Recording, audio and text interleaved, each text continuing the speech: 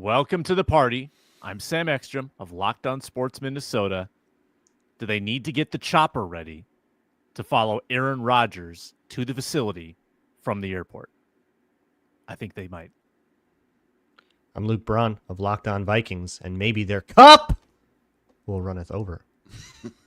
Luke Inman at Luke_Spinman. My apologies. I'm a little sick today. Sick of Quasey, killing this offseason, 17-0. Can't find a loss. Let's go. Locked On Sports Minnesota podcasts. It's endless Minnesota Vikings talk with the diverse voices of your local experts. It's time for the Minnesota Football Party. It's your guys hanging out talking next level Vikings football. So join in with Arif Hasan, Locked On Vikings Luke Braun, Superior Sports Talks Luke Inman, and Vikings insider Sam Ekstrom, plus the biggest names in Minnesota football for the Minnesota Football Party. And it starts now.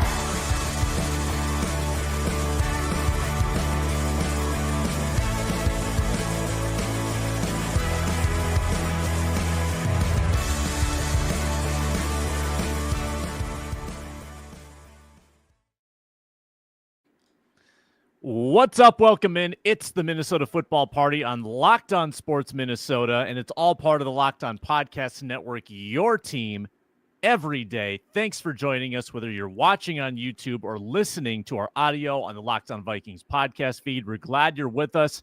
Make sure you leave a comment. Make sure you subscribe at Locked On Sports Minnesota. This group does this every Monday and Thursday. Our Carol Evan crew on Wednesdays.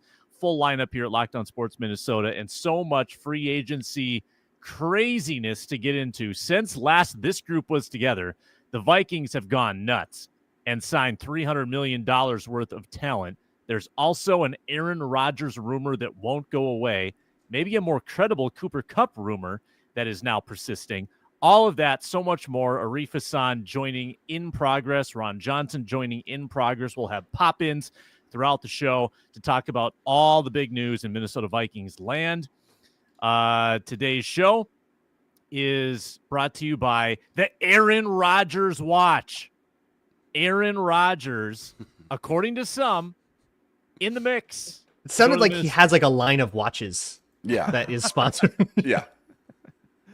It's a very fine watch. It's made of straight fool's gold. Here's my question.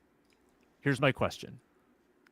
If it's not real, if it's a bunch of malarkey, a bunch of gobbledygook, why then haven't the Vikings made a move at backup quarterback? Why are they sitting with just one quarterback on the roster when there's some legitimate scarcity at backup quarterback? There are probably like 2 or 3 left that you might like or consider.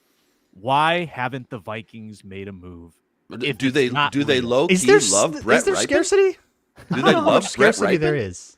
Maybe Brett Ripon's their guy. Maybe they Don't low they have key to love sign is their him guy. as well? Isn't he also a free agent? They have to sign No, somebody. he is under contract for next year. Yeah, he did sign a 2-year deal quietly, but I don't know. We still got Gardner Minshew out here. We still got Drew Lock. Failed this We still physical, got- by the way. Yeah, We still got Carson Wentz. Wacko Flacco, Keenum, bring Desmond him Ridder. back, Cooper Rush, right? One Teddy Bridgewater. Teddy B. Well, you can bring him in Heineke? December or January, but How about Russ? Hey, how bummed were you guys, just real quick, don't want to go off topic, 1 to 10, how bummed Jameis? were you, though, when they didn't bring back Daniel Jones? I was bummed, dude. I thought that was the plan. This is I thought it was the plan. like a 2 or 3. Yeah, it felt like a plan. It wasn't nothing, but I don't know. It still feels like there's like 4 or 5 guys they could grab that all would be totally fine as a backup. What's surprising to me is that the guys that like could really compete with JJ McCarthy are down to Russell Wilson and Aaron Rodgers, and I don't think either of those guys really like. It seems like Aaron Rodgers does want to play for Minnesota, and it seems like Minnesota is like the rumor hasn't really confirmed the other side. It's all been, oh yeah, he would play for Minnesota, but I don't know if Minnesota's picking up the phone. But also, like, really, you're going to come to Minnesota and like compete with a youngster for a job? I don't know, man. I don't. well, that wouldn't be Doesn't the pass the deal. smell He would test. have the job. He wouldn't be competing for a job. If you sign Aaron Rodgers gets the job. Here's where he I loses. figured out why the Vikings aren't calling back then. Here, I think you're right. I think that Aaron Rodgers' camp is trying to create a more robust market so that the price is a little better in New York or Pittsburgh. But here's where you lose me. If you wanted to make the argument that it was just a bad situation with the Jets, like it was for Sam Darnold and like it was for Geno Smith and like it was for every other quarterback that's gone to the Jets, you got to look at the last Green Bay year. Now, we can unanimously agree Aaron Rodgers played bad football, dare I say atrocious football last year for the Jets.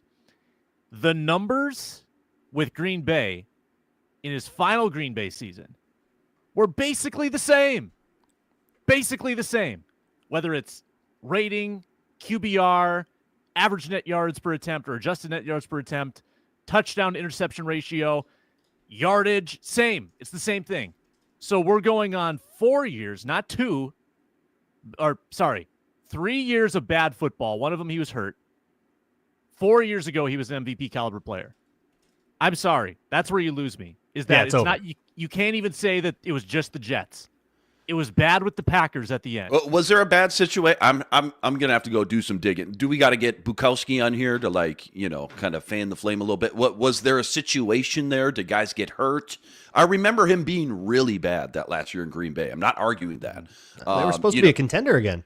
Yeah, they were, weren't they? They were coming off the NFC Championship. That's right. Okay. Apparently didn't get along with Matt LaFleur. So he's cooked. Pelissero now jumping in, the thing, going on TV and saying how surprised he would be if Aaron Rodgers ended up in Minnesota. Yeah, all of the big national reporters are being very clear, no, the Vikings are not in on this, and they're rolling with JJ McCarthy. He is the guy. That's the thing, and they just are going to find some backup quarterback. Yeah, the most we've gotten is that Mike Silver sent the most cryptic tweet ever. Interesting conversations are. I don't even think he mentioned Rodgers in it. No. And then Rossini could have been anybody. Rodgers is desperate. Rodgers is on a knee, trying to give a bouquet to Kevin O'Connell. What a beautiful way for him to go out. Remember when he drank Purple Crush and he didn't respect the Vikings? It's been so long. Now he's begging to go to prom with us. Well. So week 1. Let's say the Vikings are actually hosting a high-profile match, Vikings hosting Darnold in week 1. The NFL loves setting that stuff up. I'm sorry, are they going to Seattle? I think they're going. I think they are going to Seattle, but still. Dang it. Okay, Vikings have a high-profile matchup week 1 at home. Aaron Rodgers comes out of the tunnel. Alan Roach at quarterback. Number 12, Aaron Rodgers. What's the reception? Oh, my God. What's the reception? I think by that point, people would actually get on board. Oh, of course. I'm sure. By that point, yeah, but once you're a Viking, you're a Viking. Dude, you think people are going to pay all that money and drive 3 hours from Fargo down to US and then sit there and boo the quarterback? No, they're in. Yeah. All right, whatever. We've been through a lot worse than this. Let's go. Whatever. This is our reality now. Sure, I'm going to root for it. A killer offensive line, killer defense, killer weapons. You could make the argument that this is a great situation for any quarterback, whether it's young quarterback trying to resurrect their career, old quarterback trying to resurrect their career. Can you spin this in a way that would be positive for the Minnesota Vikings, that could fulfill the Brett Favre arc and get the Vikings to an NFC Championship game? Could you see that possibility? I think I can't get past less what you likely. said, Sam. I think it's less likely than Favre. Yeah, man, he'll be good for the first time in 4 years, surely. I can't get past what you said. No, it would be really dumb. And that's why it's not happening. It's just one element of the whole equation for him. But one thing that, especially watching so many Jets games last year, that he clearly has lost. He doesn't have it anymore. One thing that made him so good in his prime, the fact on 3rd and 9 when the defense called just the perfect call, everybody's covered, he could go scramble for 11 yards, and it would just suck the wind out of the defense. He did that so many times against whether it's Leslie Frazier's defense or obviously Mike Zimmer coverage. Yeah, whatever it may be. After the Achilles tear, plus just being 41 years old, clearly he does not have that element of mobility anymore. And I think it's just taken away just another part of what made him so tough to defend when we think of the legacy, right? The body of work that Aaron Rodgers has put together over X amount of 15 years, whatever it may be. So, Yeah, it's a ready to win situation for sure. I mean, the Vikings won 14 games. Who's kidding who? They just turned some weaknesses into bona fide strengths, I think. They've got playmakers, obviously, all over on offense. Any quarterback, I feel like, would love to come here, not just for the toys and weapons, but to get to go play with KOC and Josh McCown as well. So, it's just a tough sell. I don't think it's going to happen, man. I just less than 10%, maybe even that is like optimistic. I don't know, but I still think of the other two options we were talking about before we went on air, like between the Steelers and the Giants. It's a no-brainer. Like, forget about that. If you're Aaron Rodgers, I got a year, maybe 2 left. Why would I go play for the Giants? Malik Neighbors? Sure, I get it. Fun, young, sexy kid. But Pittsburgh, man, they got DK Metcalf. They got George Pickens. They invested 3 draft picks last year, by the way, in offensive linemen. Some of them look good. Some of them need some development. But now they get another year under their belt. All those guys should take a step forward. Plus, Mike Tomlin, he always gives you a chance to win. He always wins double-digit games. So it's a no-brainer, I think, between Pittsburgh and the Giants, if you're Aaron Rodgers, because why wouldn't you? So, with Harrison Smith coming back, he will likely have another chance to sack Aaron Rodgers because the Vikings go both to New York and to Pittsburgh this year. Oh, wow. Oh, my. Oh, they go to Pitt, huh? Yeah. Well, assuming that game doesn't go international. But I believe the rumor, that I heard, I have no idea the veracity of this. This is like an online group chat rumor. Okay, this could have been fifth-hand information. Mm-hmm. But that they're going to take Green Bay. What about Green Bay, Aaron Rodgers' revenge game in like Dublin? Kind of great. I'd be into that. Yeah. Who do we want as a backup, if not Aaron Rodgers then? I like Drew Lock.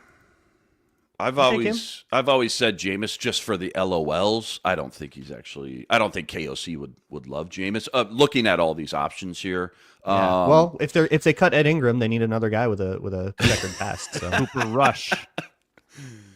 Cooper Rush. That's Cooper Rush. Sure. Cooper Rush intrigues me a little bit. Nobody like pops off this list here. Carson Wentz, Taylor Heineke. Yeah, like nobody like competes. That's what is surprising to me. I really thought that they would like make him earn the job, even if it was just a formality to beat Daniel Jones. But I thought they would. Right. But no, man, it's going to be like Carson Wentz and friends. Like you got the job. You're the guy. Not that Brett Rypien is that guy that's going to make him go compete. It just makes me think they must really like Brett Rypien and what they saw last year behind the scenes. But yeah, you're right. None of these got Mason Rudolph. Can Mason Rudolph make him go compete a little bit? He's got double-digit starts under his belt. He did sign this morning. Right. Okay. Yep. Back with Pittsburgh. Got it. Okay. Trey Lance in the chat. Some son of a beaver says Trey Lance. I think he might have a better chance of playing football in about 3 or 4 weeks here. Oh, shots fired. Nice. Been saying that for 2 years. That dude's not an NFL player. JJ McCarthy could not be landing in a better situation to be a de facto rookie. I'm all in on letting JJ go out there week 1. If you have to keep the training wheels on at first, I get it. If you have some rookie mistakes, I get it. I'm fine with it. I think you can still make a run with him if it's rocky for the first couple of weeks. I have no qualms about letting JJ McCarthy have this team and getting every first team rep in the offseason.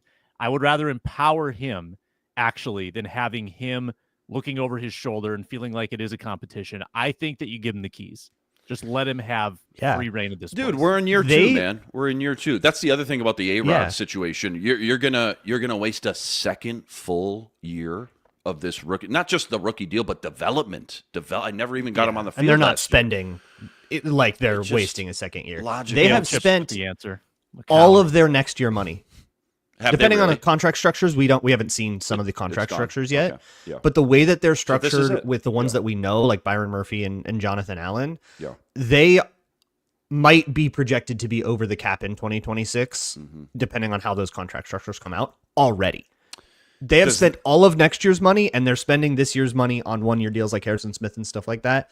That is, to me, okay, let's take every resource at our disposal to try to maximize years 2, 3, and 4 of this rookie contract. Correct. Yep, couldn't have said it better. Yep, absolutely. And that's what every time Kwesi gets up to the podium since the day he was hired, that's what they've been talking about, building this window to be competitive. I'm going to be competitive this year, but I'm setting this up for a window of opportunity, not just 1 year. I want to be competitive year in and year out, and that's the ultimate goal. This is the peak of that. This is the pinnacle of everything they've been building for. So that does make a lot of sense why they would go do that. Does that change anything in your guys' minds, knowing that we're giving the keys to JJ? Maybe there's some training wheels the first month, maybe there's not, but as far as who they go sign in their draft plans, like, oh, now we got to go get a running back earlier. We got to help him, take some pressure off his shoulders in the running game, or maybe we got to try to go get Cooper Kupp. Perhaps we got to surround this kid with everything we possibly can.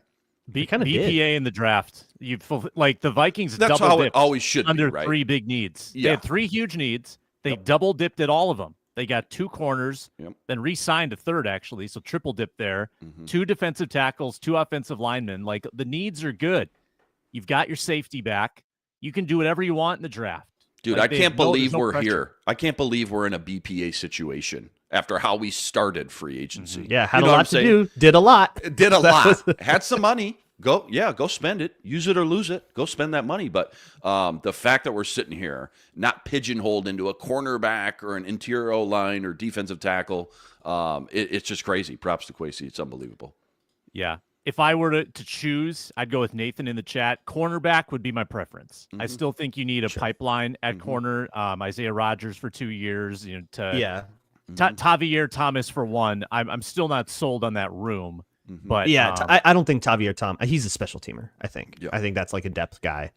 He A could backup compete. to Metellus, it sounds like, as a in the box kind of slot backup. Or replacing Theo Jackson's special Sure. team role if Theo Jackson has to play more. And then you have like Mekhi Blackman and Isaiah Rodgers right now penciled in as starters. I would rather have those 2 guys compete with each other and have another like bona fide dude take a job. Yeah. Let's talk trenches next and just how good the interior, defensive, and offensive lines have gotten in the last 72 hours. This episode is brought to you by a product I absolutely love. It's Monarch Money.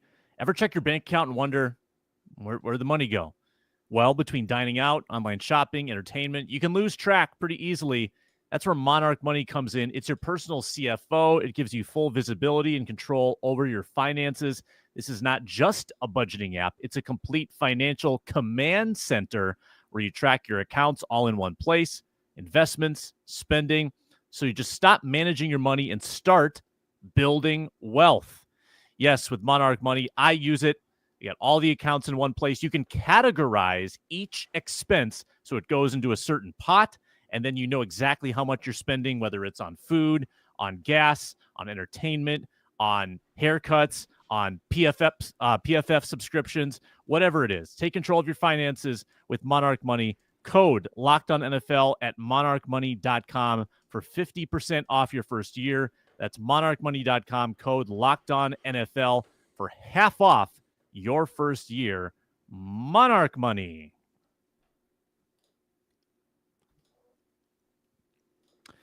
Trench talk as we await Arif Hasan's appearance as well on the Minnesota Football Party. Ryan Kelly, Will Fries on offense, Javon Hargrave and Jonathan Allen on defense. My favorite is Hargrave. I think Hargrave is an absolute steal. And every single guy has injury red flags from last year. That's maybe I guess when you get 4 guys like that. So crazy. Maybe that's extremely brand. Kwesi and slightly concerning. But I will say that if Hargrave is anything like he was from 21 to 23, wow. Dude, the 3, I know this is to your point here, Sam, the 3 Vikings interior defensive linemen, quote unquote, starters, right? Harrison Phillips, Jonathan Bullard, who we still love, Jerry Tillery. They had like 3 sacks combined last year? Yeah. Now all of a sudden you bring in Allen, you bring in Hargrave and Phillips in the middle. I just love what this does, both these signings, does to help out Harrison Phillips. There were so many times the last 2 years I'm like, this poor guy, man. He's clearly the best defensive lineman on the roster. He's got to do so many things. And he always fulfilled those duties too. But just to take a little bit of stress and pressure off him, get him off the field, obviously, as he was, under Flores on third downs. But I love both of them, to be honest. I think I know and remember Jonathan Allen so well coming out of the draft from Alabama all those years ago. I'm a little bit more in sync with him and have followed his career a little bit more. That one excites me, albeit, to your point, Sam, I think value-wise, bang for the buck, Hargraves was a pretty good deal. All these trench guys on both sides got paid this offseason. We were just joking about Dalvin Tomlinson for being Dalvin Tomlinson at this stage in his career even got paid. So, I think Jonathan Allen, they spent a pretty penny, but sometimes you get what you pay for. And I love both of them. And again, what it does now for guys like Harrison Phillips, and you can still let all the guys that we talked about all last year, like Taki and Redmond, learn behind these guys and develop and not force their hand when maybe they're not ready for a full-time role. So great job. I like both of them, but maybe I'm just a little bit more connected, I think, to Jonathan Allen. Not bad when he's getting like 7, coming back from a torn pec. Dude. Getting like 7 pressures against Goff in the divisional round, and you got Hargrave who's pressuring Mahomes in back-to-back Super Bowls. The resumes are pretty juicy. Luke Braun, your thoughts on the new defensive line tandem? My favorite trench guy that they signed is actually Will Fries, but the D-line room is it's finished. You got 6 guys that you want to roster now. If you want to draft somebody, now you're cutting one of Redmond, Taki Taimani, or Levi Drake Rodriguez, which would be fine, but it's like a luxury now. How nice is this? But yeah, I was really into the Jonathan Allen idea since even before free agency, we were talking about it on this show. So I love that. Definitely you could tell that the pec injury was slowing him down.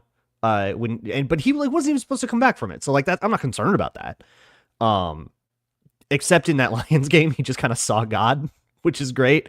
But the rest of it, like you could tell that the upper body strength, the oomph, the knockback, where you see somebody's pads kind of stand up when you get them, like that different earlier in the season than in the back of the season. Hargrave is one.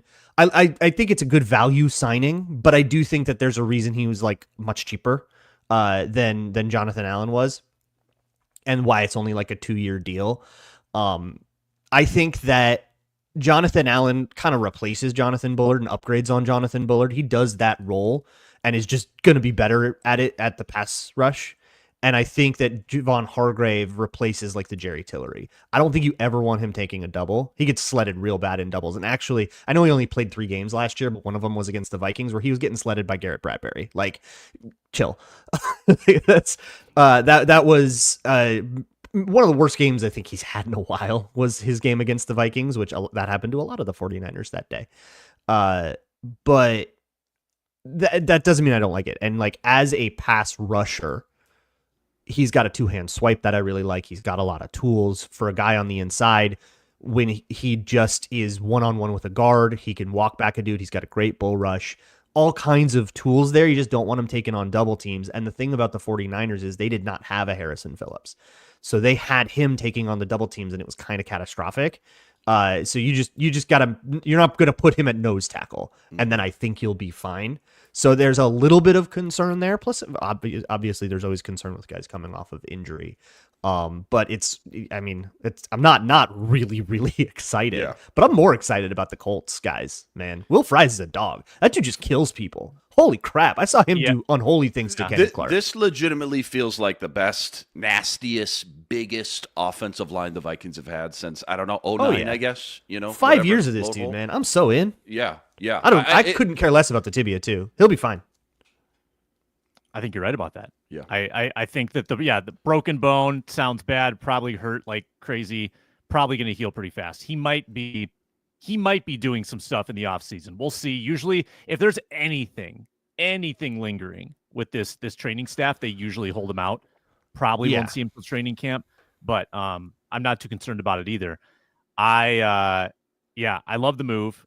Wasn't it like the only 5-year deal that anyone gave out in free agency? At least it was. I think it's Kwesi's longest deal ever here in Minnesota for sure. Yeah. I think for an outside guy for sure. And boy, other teams did not want to do that.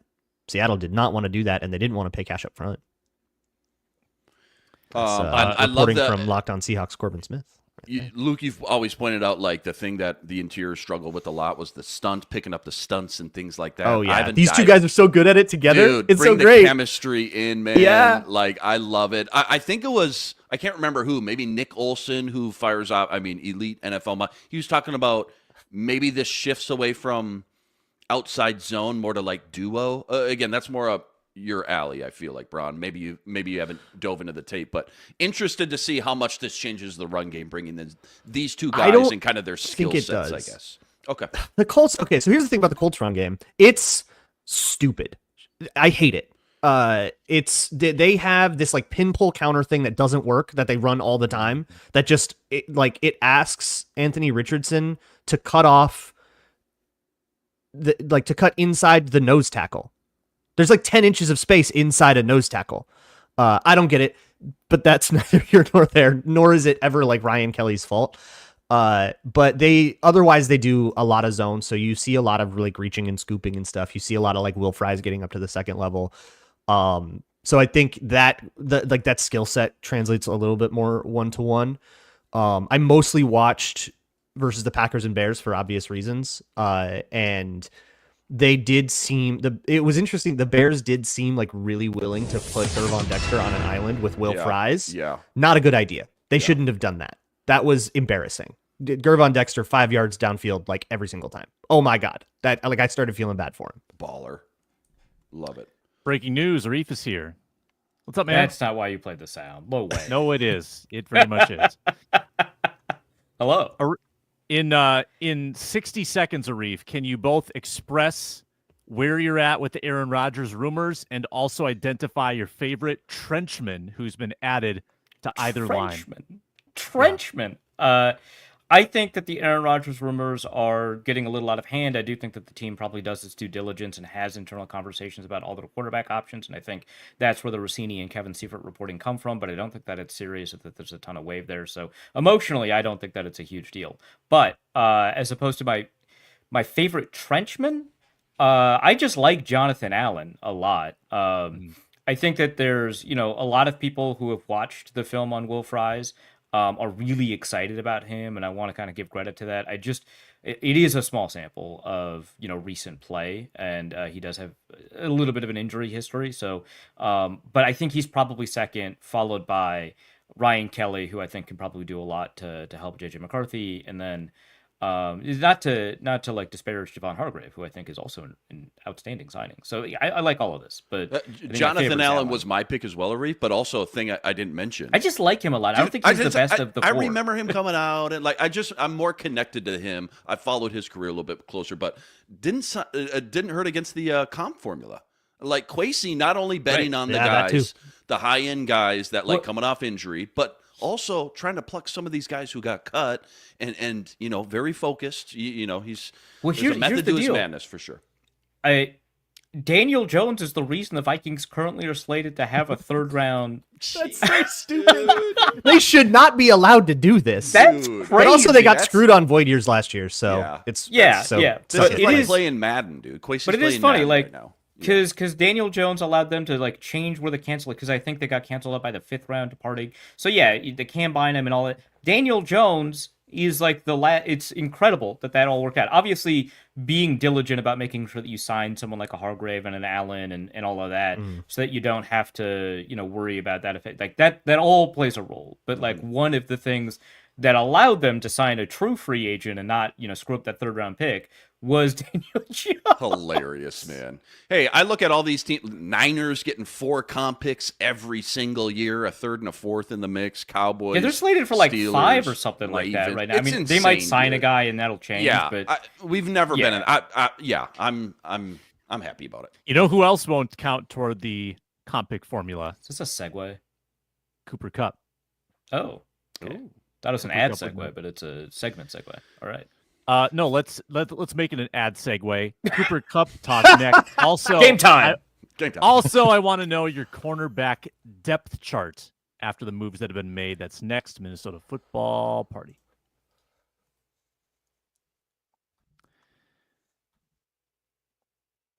We are brought to you today by FanDuel Sportsbook. It's America's #1 sportsbook, and March Madness is here. Selection Sunday is in 3 days, and FanDuel gives you the chance to get in the action like never before. New customers can get $200 in bonus bets when your first $5 bet wins. 200 extra bucks to use on everything from buzzer beaters to Cinderella stories. Find those futures bets on who's going to cut down the nets.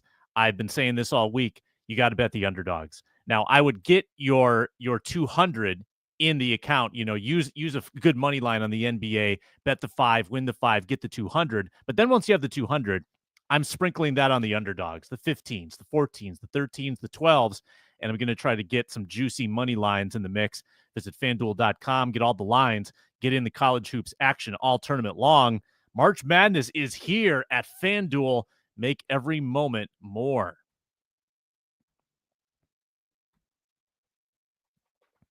All right, the Aaron Rodgers rumors may or may not be credible. I think there's more to the Cooper Kupp side of things. Here's how I'll kick off the Kupp conversation. So he's missed 35% of the games the last 3 years since he went Triple Crown and won the Super Bowl. 35%, that's a lot. If you were to extrapolate his three-year stats out to a 17-game average, he would be going for 1,163 yards per year, 103 receptions, and 9 touchdowns if he played a full season. That's so Jarvis Landry coded. That's crazy. Sounds like a high-end wide receiver 2 to me. He wouldn't be 2 here. Yeah, he wouldn't be. 3 He'd be a 3. Well, okay, so here's what I kind of would envision the way that he'd be used. So he'd be a 3 in the sense that in 3 wide receiver sets, he'd probably be the third option. The progression, obviously, those change play to play and based on the defense, all that.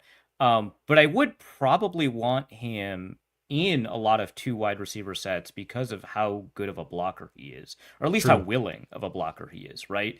And so he'd be wide receiver 3 by maybe targets or progression or whatever, but by snaps he might be wide receiver 2, even if he's not the priority in the passing game, just because in 2 wide receiver sets he provides so much value. Yeah, Inman, your thoughts on Kupp? I mean, whether it's 2, whether it's 3, I would love to take a shot at it for a year, to gamble that you can get him healthy for 17 games and have that on the field. That's such an upgrade at wide receiver 3, and you get the blocking on the outside. And it's just like we were just talking about. If you're gonna commit, if you're gonna hand the keys over to JJ, you want to do everything you possibly can, which they already have. I mean, this would just be the cherry on top for sure. You think about the KOC connection, the best season he ever had, one of the best seasons in NFL history, the Triple Crown. KOC, offensive coordinator with the Rams there. So obviously there's the connection there. Him playing with JJ and Addison would be, and Hawkinson. I mean, you got a plethora of options there. Can you keep him healthy? And also, yes, the run blocking's always going to be there, but hey, I had him on my fantasy team last year, guys. This guy fizzed out at the end of the year. The last 4 games, not counting week 18, 4 games, he had 4 catches. I mean, maybe 5. Yeah. I'll go triple check. Maybe it was 5. He disappeared. It went wrong. The Rams' offense was 25% Kyron, 60% Puka, and then you'd have Demarcus Robinson catch a couple bombs in there. Like, Cooper Kupp disappeared at the end. Whole thing went I don't haywire. know. Yeah. I don't know. Obviously, I'm not in the building. I don't know, at 31 years old, if all these injuries are, I mean, he's not the biggest, most physically imposing guy if all these injuries are starting to catch up to him. The fact that the Rams also decided not to pay him, the guy who's been there from the get-go, and had all these great seasons and been a part of a Super Bowl run, they let him go and then go shell out $40 million for Devontae Adams. That just makes me wonder some things, that if they know, inside the building, that maybe he is definitely starting to decline a little bit. But for a 1-year deal, sure, if you can make it somewhat cost effective, the fact that they didn't have to trade him, now he's cut. I know there's going to be a handful of teams out there. I'm not going to call it a bidding war here, but that might drive up the price a couple million. But nonetheless, you still got money to play with. Use it or lose it. Absolutely, I'd be excited. If he was your wide receiver 3 for JJ McCarthy, I would absolutely love it. Sure. Capologists out here, how much money do you think the Vikings have left as we stand today? I kind of did back of the napkin. I figured it was around 25 million, and that's before restructuring. I still think they can clear 20. I think they can clear 20 I between think- O'Neal, Hawkinson, and Cut Bradbury. They There's 20 could. more right there. So I- I had Matt Freese on my show to do this. He has like been tracking this to the penny. And right now he's making some guesses at the contract structures we don't have reported yet, like Will Fries and Ryan Kelly. But it puts us at like 25-30 mil right now, and basically zero for 2026. So you're like kind of breaking even a little bit with some of the with some of the like restructures and some of the stuff. The thing about 2026 is that all of that burden is in salary that can all be restructured. So it's like going to be really easy to get out from under it, but they're probably going to be negative there. But my guess is that the remaining stuff that they do will probably be a lot of 1-year deals that just use this year's cap. Or are not quite as aggressive, but that's also making some guesses about some contract structures that we don't know. So that could definitely change when that reporting comes out.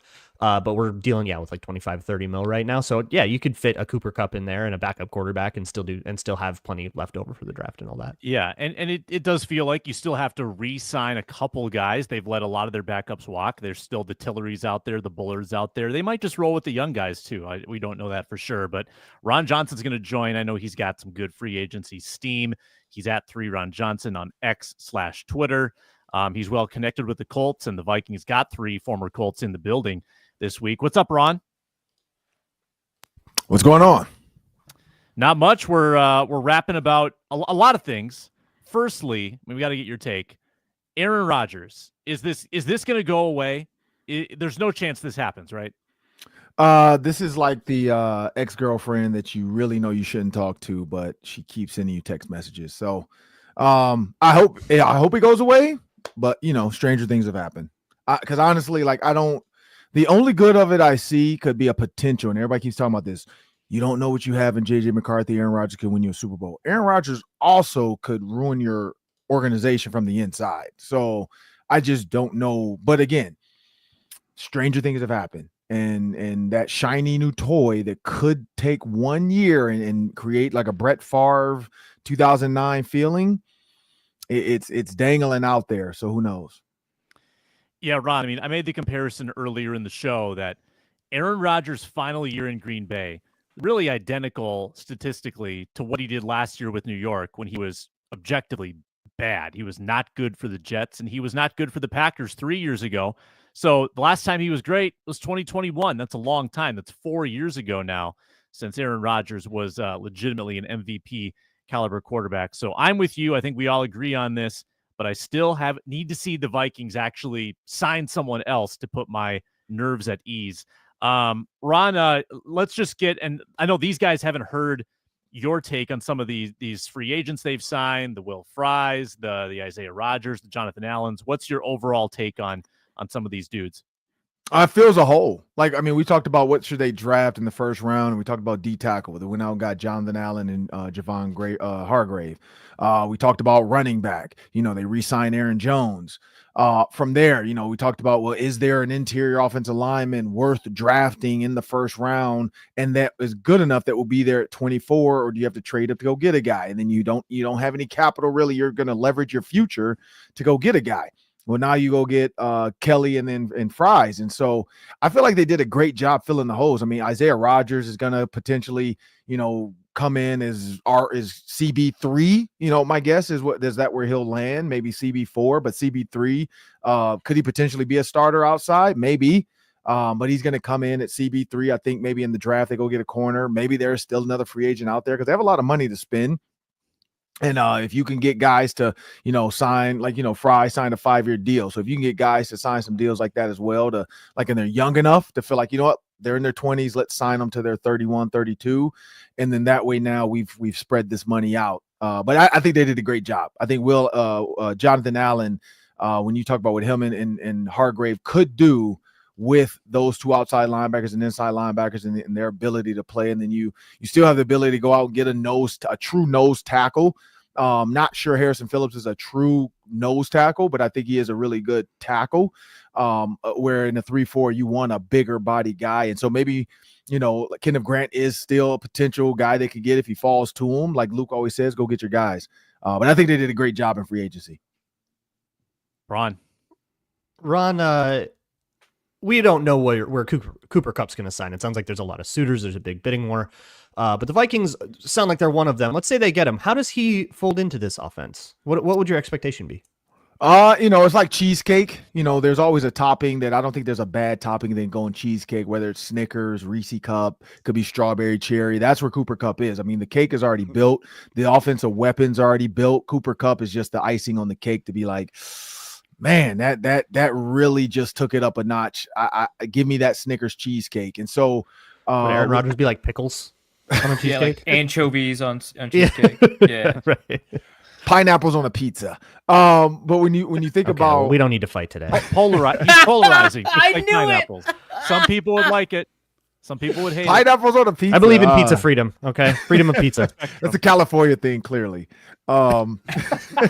Yeah, the Hawaiian pizza is clearly a California thing. I It's agree. a California thing. I love a Geographically, pineapple. I guess it's I closer. love a good pineapple. Like I'm a pineapple person. I drink pineapple juice religiously. I just don't want it on my pizza. Like I will have a pineapple and tequila Off the rails, with man. pizza on the side. Give me my pizza. I will pitch you ideas that will make pineapple then- look so normal. Ron, I will piss you off. I if am we keep good going. with the pineapple shish kebab. Like even on a shish kebab, I don't like it. Like Oh, put yeah, my there you go. pineapples on the side. like on a burger, Like like teriyaki, No. teriyaki Yeah. chicken sandwich. little Teriyaki teriyaki chicken. chicken. I can There you do go. that. But Cooper Kupp, I mean, honestly, like if he wants to win a Super Bowl, and we know this team is the potential team to get back there. You look at who within their division is going to be the toughest matchup with the Lions. But I think the Lions losing coaches, we're underestimating the ability of some of these coaches that were with the Lions. And so if Aaron Glenn's departure and Ben Johnson's departure really can show, is Dan Campbell a great coach or did he just hire great assistants? And so we're going to find out really fast this year. Is Jared Goff the answer? Is that why Sean McVay wanted to get rid of him and bring in Matthew Stafford to get them over the hump? Can Jared Goff maybe never get him over the hump? And that's where I think, looking at being able to run the ball the way the Vikings are going to be able to now, because there were times you're like, man, just run 4 yards. Give us a 4-yard run. And they couldn't do it. They didn't have the interior offensive line. You run behind Freeze, Kelly, and O'Neal to the right, they can get 4 yards. Like I think Aaron Jones get you 4 yards with that offensive line. When you add Fries, not Freeze, Fries, who's a mauler. Cooper Kupp would fit in as a true slot receiver. So because right now JJ and Addison to me feel like outside receivers, stretch the field guys, deep over guys. Cooper Kupp is a true choice route receiver. He's a guy that understands leverage. He's a guy that understands coverage. He's a guy that can read who's covering me and who's not covering me. He's a guy that can get to grass. Like that's where I think he fits in. Are there enough footballs to go around? That's the question. Because if you thought Jordan Addison was already checked out before, you add Cooper Kupp, his dad's Twitter might need to be on high alert because he is going to tweet us to death about his son and not getting the ball. And so that's the only negative I would put Cooper Kupp in this context with this team is if that were to happen, if they were to somehow get Cooper Kupp, I feel like shopping Jordan Addison becomes a thing. I don't feel like they can have Cooper Kupp, Jordan Addison, and Justin Jefferson. I don't. I feel like they would shop Jordan Addison. Or Jordan Addison would want to be shopped. Like, I don't think he would want to be here with that. Like, it's hard Even if it enough. was a gotten one-year an deal, indication. even if it was just a one-year deal. If it's a It would one-year maybe deal, get then in maybe the way of like an extension, but also like I don't know, man. Cooper Kupp is here for probably a 1-year deal. Like that's what I mean. So if it's a It's fine. one-year thing, I think you could probably entice Jordan Addison to understand, like, hey, learn from this guy, see how he operates in the slot. Now we have a true third receiver. So if they do want to double you over the top, if they do want to double and triple team JJ with a linebacker scraping, Cooper Kupp is going to kill the middle of that field. And then you have TJ Hawkinson on the other side of the middle of that field. So I could see it working. But again, you would have to make sure Jordan Addison is going to be dialed in to that opportunity. Addison's a Zoomer, right? You could just tell him that the Vikings signed like Jake Paul and he'll probably believe it. You're fine. no, then he's gonna try to fight him. Oh Lord. Yeah, okay.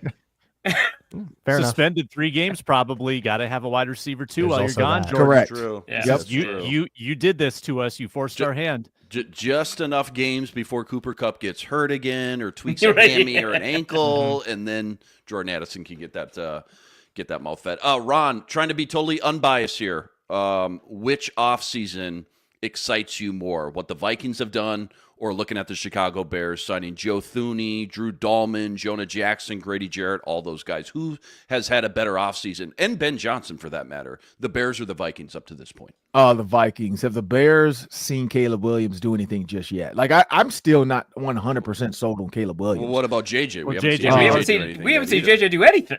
True. Yeah. But I feel like the Vikings We haven't seen him more, take any 19-yard less sacks. Not than one that. 19-yard the sack. Vikings have more weapons and their defense is better.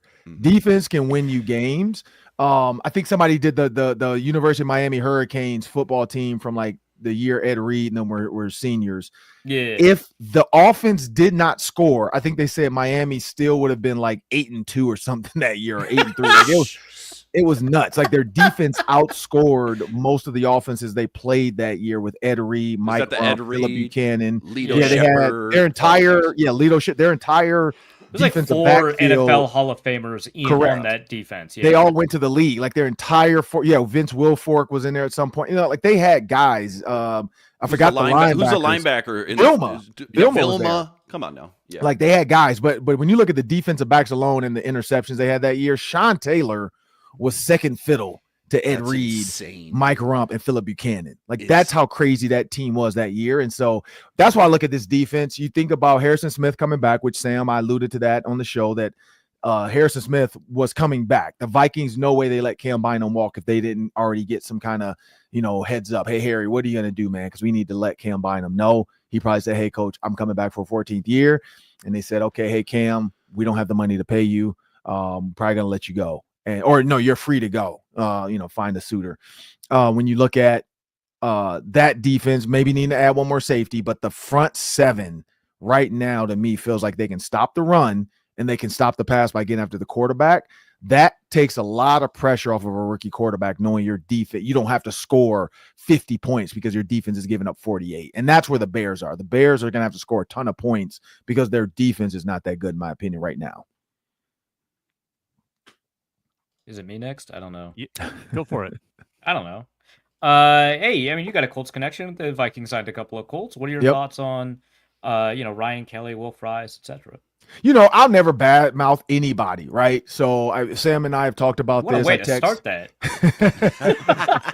This will be the first time Ron ever said a But negative besides word. all that, great guy. the first thing I did was I woke up that morning, Sam knows, and I text Reggie Wayne. And in the middle of our show, he starts like firing texts off, and then I text Cato June and I'm asking him the same thing as a defensive guy, Isaiah Rodgers, your front guys went up against Fries and Kelly. What are your thoughts? You guys, you guys are a staff. So you talked about them. I'm going to go with Will Fries.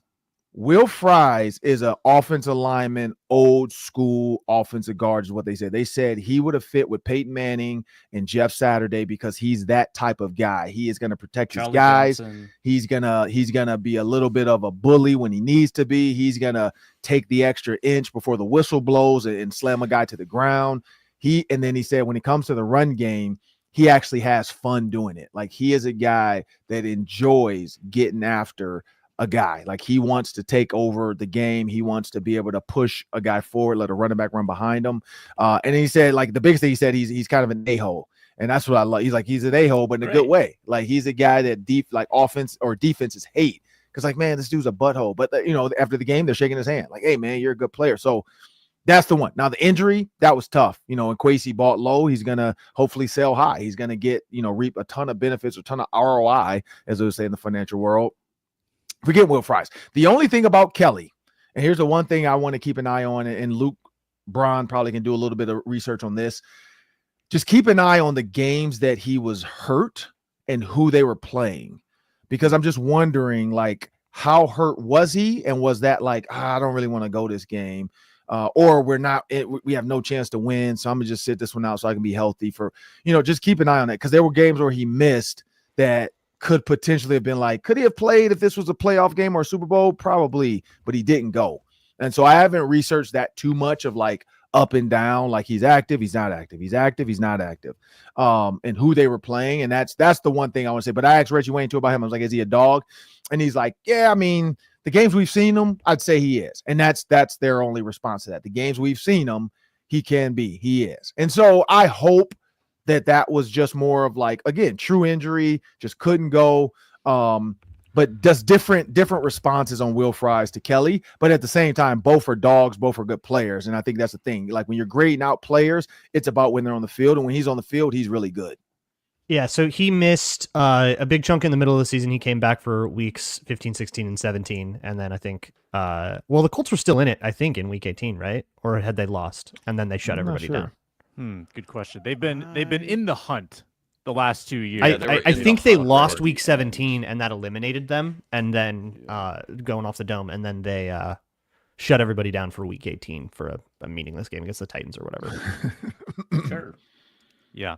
Ron made an interesting point that Isaiah Rodgers was a big part of the 33-0 comeback against the Colts. And I think he was part of the poor tackling on the Dalvin Cook run that tied that game. Bad angle.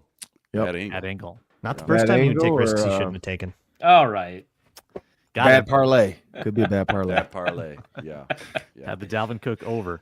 No, you're a Viking now, Isaiah. We know you've cleaned up your act. But here's the thing I will say about that, though. And you read the report, Sam. A $50 bet is not like life-changing for a guy that makes $1 million. You know, like I think it was more just the thrill of betting and the fun of it and not realizing like, dude, this doesn't look good.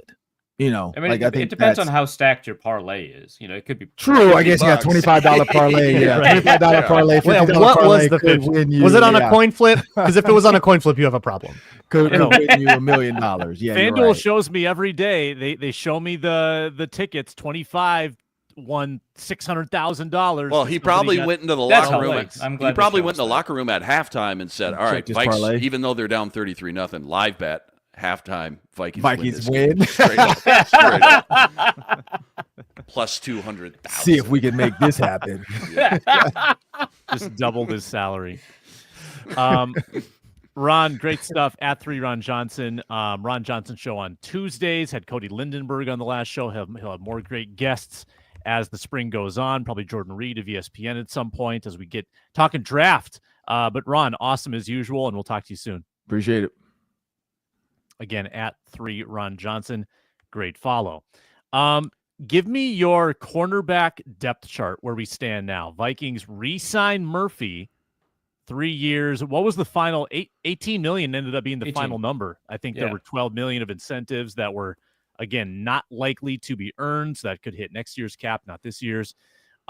Which, like, he hit a lot of traditional statistical markers that would be counted as incentives. So, like, those must be crazy incentives to be in there and not counted as likely to be earned, right? Like all pro, 8 interceptions, just like nuts incentives added on at the bottom end of there.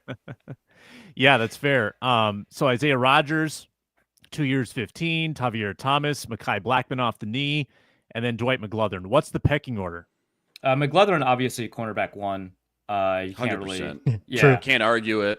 You know, Yeah. locker room Najee. guy, community guy. You're right, and then media Najee too. guy. Yeah, right. Yeah. No, I mean, Byron. I think the most obvious outcome right now, until the Vikings draft a guy or sign a guy in August or whatever, is probably Byron Murphy, cornerback 1, to the extent that we have a cornerback 1 and a cornerback 2 if they don't just play sides. And then number 2 is Isaiah Rodgers on the outside, and then Mekhi Blackman in the slot in 3 cornerback sets. Mekhi Blackman, sorry. I don't know what would happen in 2 cornerback sets.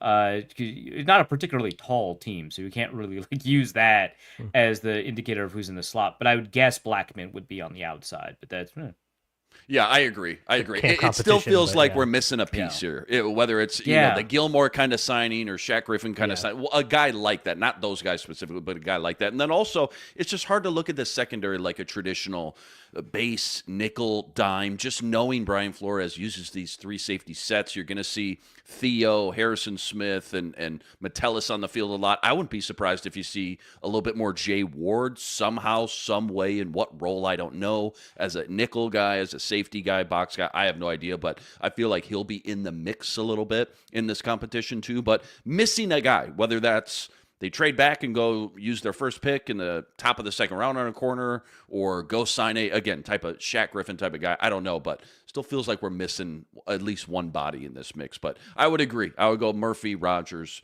Blackman, pending on how he looks coming off that injury, which it's been a long time. I mean, he should be 100% ramped up, ready to go. So we'll see. Yeah, Am I the only think- one who thinks we're sleeping on the Tavier Thomas signing? Yes. Like, I think Yeah. he could I think he's compete. Trent If this Sherfield was- replacement, I think. If this was the room, I think he'd be competing with Blackman for the third spot, if this was the room. Now, there might be a rookie. There might be a August Stephon Gilmore-ish signing. I think they might see him more as like a Theo, but not just back in, He's filling a in the special role of teamer. He's a special teamer. He's Guys. played. He's started a lot of games. He's not just a special teamer. This is I not feel Najee like, Thompson. but my point is though, Sam, that the games he has played, I feel like they might look at him like not like a Swiss Army knife guy, but like more of the play style of like a Metellus, just like let's just put this guy in the box somewhere and let him make some plays. I don't necessarily view him as like a traditional boundary cornerback type of guy, but yeah, it's going to be interesting. I mean, he's definitely a wild card for sure. They clearly like a skill set outside of just the special teams, and maybe he could be a 4 or 5 kind of guy in that cornerback room somewhere, somehow. Yeah, maybe he's the Fabian Moreau. Has he ever Yeah. entered now I'm looking at his has he ever entered a season where they intended for him to be the starter? I'm like I don't know about that, but somehow he's found a way to play a lot of he's been the fourth guy, like first backup on all of those Houston teams, played most of the year in 21, half the year in 22, about a third of the year in 23, as a spot starter. And I don't think he was that bad. Yeah. Throughout his whole career, he's played almost 2,000 special team snaps, and he's played on every single unit, which feels like much more of a thing than like, oh, he, spot started every once in a while when someone else was hurt. 100%. His baseline is good. Baseline He special played- teamer. Yeah. Might One be full able to game play. last year. right. I'm Yeah. not saying he's not valuable. He is. He's a very good Yeah. special teamer. I'm saying that I But- think the primary purpose of bringing him in was special teams and not to Special teams in compete depth, for a yeah. starting job. Certainly, I think that the Vikings would like for him. Seems like he's played a ton in the slot. Certainly, it seems like the Vikings would like for him to be a primary backup in the slot. But I just think that, it's reasonable to sleep on him as a starter competitor. I think that's fair. Shout out Ferris State, D2 program, his alma mater, out of Big Rapids, Michigan. Nice little quaint Sorry, town. Big Rapids? Big another not Grand type of- Big Rapids. There's another type of rapids they got up there? There's Big Rapids. There's little. Oh, you're from the there's Rapids? Little. There's Grand Rapids, right? No, man. And there's big. Rapids. Wait, Actually, big no, is bigger than Grand? Big is Yeah. in between Grand. I would think, yeah. And then, of course, Grand we is have Ultimate probably Rapids. highest on the pecking order of Rapids. Mega Rapids. Yeah, what's your Right. guys' rapid depth chart? Yeah, and how do you rank Grand Rapids, Minnesota, or Grand Rapids, Michigan? Right. We got a couple Oh, options. yeah, here. that's- Right. That's a good head-to-head. Heated. That's like Palomalu versus Harrison Smith. Population 7,000. Good Lord.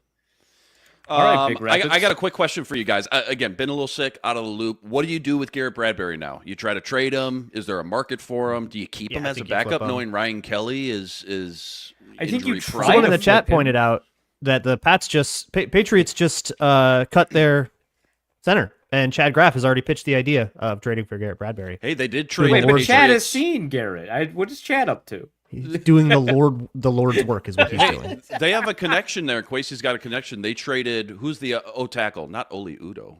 Who's the Vidarian Lowe. Vidarian Yeah. Lowe. Let's go. Trade for another So- Viking, Patriots. That went Let's so go. great. Yeah, Vidarian Lowe, very much like a Tavier Thomas, where he just starts games accidentally, Right. and then Not on plays a purpose. lot of snaps. Yeah. Yeah. It's a very cuttable, very tradable contract. I do not. If I had to guess right now, I don't think Garrett Bradbury makes it to camp as a Viking. If they can trade him, they can trade him. Otherwise, I think it's a pretty easy cut right now. I think they'll I get need it more for than my they bingo got card for- really bad. Post I need June that. I 1, need that heartfelt.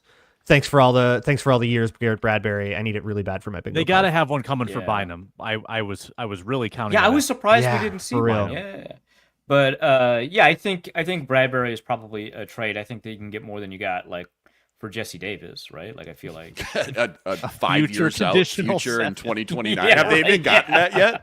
Have they even? No, I cashed don't in think- on I it don't yet? Is it this year? The year they I don't think he cashed meant. I think he needed to like play.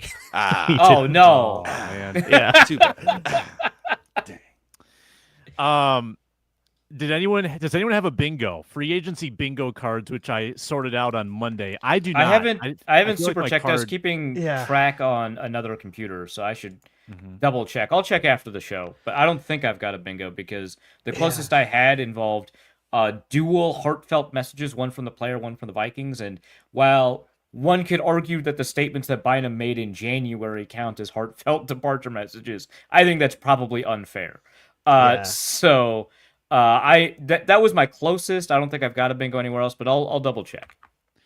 Yeah, I would need count the Vikings to Bynum's. cut a veteran, which is Yeah. probably Bradbury is the only option we have there. And I need blocking tight end, unlocking receiving potential. But I think the only tight end that has signed somewhere other than his original that didn't extend was Johnny Munt.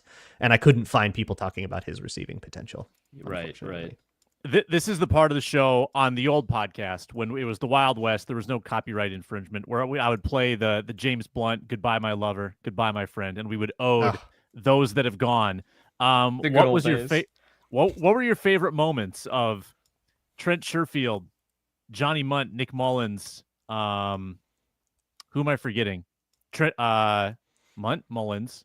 There's like 5 of them. I think Sherfield getting like, "Hey, you've done a lot for us" type touchdowns. That's my favorite. Yeah, Hey, yeah, here you go, right. dude. Yeah, we've Got to see one of those in Darnold's person. thrown Very for happy 4 about it. touchdowns. JJ's got 2. Addison's got 1. Like, let's spread it out here a little bit. Yeah. The Oh, Nick Mullins I'm ripping through this whiteout bingo. Lions Wow. game ruled. And Yeah. I don't care I at was at all that. that we lost and that I caught some nasty flu at that game. Yeah, we were both at that. We were supposed to connect before, and I Yeah, Whatever happened. we like tried Whatever to happened find there. each other. Yeah. Yeah, that game was awesome. 4 interceptions, Phenomenal. like 350 yards. the Love you, JJ Nick YOLO Mullins. catch. Just You will have a home gets- here gets anytime you rocked. want it. Yep. 2 for That was 2, 38 yards, 2 Oh, man. touchdowns, or 2 Yeah. first downs. Yeah. last I year. am 2 first I'm- downs on like 3rd Yeah. and 13. Yeah. Yeah. 3rd and 17 perhaps on one of them.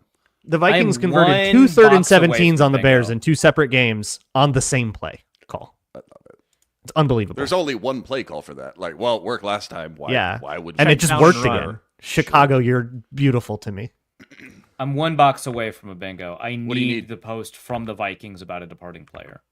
Because we've got outside FA over 30 years old. We've got player with injury history. We've got signing broken after 9 p.m. Central. A lot of them. We've got fans praise or criticize Kwesi for an analytics move. Those are my 4, and I need that 5th from the Vikings. Around my bingo card, I also have Viking signed player to over $50 million deal. Pelissero gets big Viking scoop. Running laps around Kwesi after a free agent signs elsewhere. I think I sent that one in our group chat. Very funny considering how free agency ended up playing out. Insider copy paste an agent fed line about a player. Vikings use void years and culture or locker room guy, which I also sent in our group chat. Ooh, I can click off a couple more that I did. By the way, my contract with Locked On was negotiated by Arif Hasan and Luke Inman. That's why I don't get insurance. Does You don't need Harrison it. Smith You don't. count as the Vikings restructuring a deal? Yes. Yeah, Yeah, I suppose. that Yeah, we'll does. give you And that. all I need is a No, Kirk Cousins foot and mouth moment, and I'm in. Oh, I get okay. it. So whichever Oh, one happens sweet first, the Vikings sending a farewell post or Kirk Cousins just saying some stuff. Saying something he shouldn't say. Otherwise, I have the Vikings signing a player with an injury history. There's several of those. Pelissero getting a big Vikings scoop. There were several of those. "Quote unquote" building through the draft. I think Arif sent one of those Yeah, I in sent the that one in the there, chat yeah. for somebody who is for an inactive team, and then and then Titans, the Vikings yeah. restructuring a deal. I could also get, if there is an offensive signing with a KOC connection, please Cooper Kupp, and then that would put me also in a world Yeah, where I could we don't- win with an emotional farewell post from the Vikings. We don't have a defensive B-flow connection, right? I just want to make sure. We do not. Okay, that we would do have been a good one. not. Yeah. It doesn't really. I have it, but it doesn't super help me because I've got 2 null bingo spaces that I can't take advantage of because I've got Vikings sign someone within 30 minutes of tampering, which obviously Yeah, that doesn't one happen. killed me too. And Johnny Munt comes back, which obviously that can't happen. And so it Arif and kills I a sat couple here on bingo Monday, by the opportunities. way, and tap danced for 2 hours while you guys were gallivanting away. With your Gallivanting. illnesses and your That's one word. travels. And That's what we thought. Yeah. yeah, and Arif and I were just tap dancing our brains out for 2 hours, and literally within 10 minutes, Arif, of us ending the show, Sam Darnold news, bro. Yeah. Of yeah. course. It was perfect. Of course. By the way, clarity on the Harrison Smith with an ambiguous tweet. Does Josh Metellus tweeting out a Photoshop of Harrison Smith on Prince, does that count? Because I feel like it should. That should count for something, but I don't know about that. Yeah, I was just Gotta gonna be say team it's got to account. mean something. We dropped the ball not having a Prince related square. Right. We Yeah. knew this Yeah. was going to happen. Like a sexy orange said, Cousins visiting Trump. Does that count as foot and mouth? I don't we think it talked can about count that on the live show, and first of all, me bringing it up did bring some criticism from people who accused me Yeah. of being woke. Which, yeah, sure, Yeah, people hate to hear the word of the guy that they like, but you know. yeah. But we ultimately decided that no, that doesn't count as a foot and mouth moment. A, it happened before free agency, but B, it sets up a really good foot and mouth moment when a reporter eventually asks him about it. You need like a regrettable quote or something like that. He just visited the president. Like that's not foot and mouth. Yeah, and That's certainly he you wouldn't dislike it for a regret- different reason. Yeah, and he's not going to regret having taken that No, picture. right. So, Like he may get criticized for it, but that's not like I shouldn't have said that, dude. Like that's not like an error. yeah. So we'll wait for somebody when he eventually gets traded to the Browns or whatever, and a reporter's like, "Hey, so about that," and then he'll say something ridiculous and then regret it, and then we can check that off. Yeah. Yeah, Cousins Stefanski reunion feels likely. We are back Jesus on Christ. Oh my God, that's dark. Okay. We are back Dark. on Monday. Is it that dark? Yeah, Cleveland is funny. it's a sad place. Cleveland's man. Yeah. Oof. Okay. So the one place if I Oof. was a rookie and I got drafted, I'd be okay. God, I'll like take it, yeah, but like a It's place my that dreams maybe coming true, but really, Cleveland. It was really maybe funny more than they- anything, a place yearning for a young quarterback that can make their future feel bright again, and then they're just gonna go Kirk it. Like, ugh. Yeah. Kay Adams asked Jerry Jeudy whether or not he wanted Aaron Rodgers or Yeah, I Cam didn't Ward. see this, but he And what he happened? had a lot of trouble choosing between the two. Kay Adams eventually, I guess, convinced him that he wanted Aaron Rodgers. But after all of that conversation, for it to end up being Kirk would be the funniest That'd be possible thing. Yeah. Minnesota Football Party. We do this Mondays and Thursdays. Carol Levin crew on Wednesdays. It's all on the Locked On Vikings audio feed. Locked On Sports Minnesota here on YouTube. We thank you so much for watching and listening, and the comments, fantastic. And thank you for subscribing. Get us to 10,000 subscribers. We're very close on Locked On Sports Minnesota. Check out Luke Braun, Locked On Vikings, Arif Hasan, Wide Left, Luke Inman, all the postcasts, including Timberwolves games, T-Wolves' big win last night in Denver. And I'm Sam Ekstrom saying so long on the Minnesota Football Party. Thanks a lot.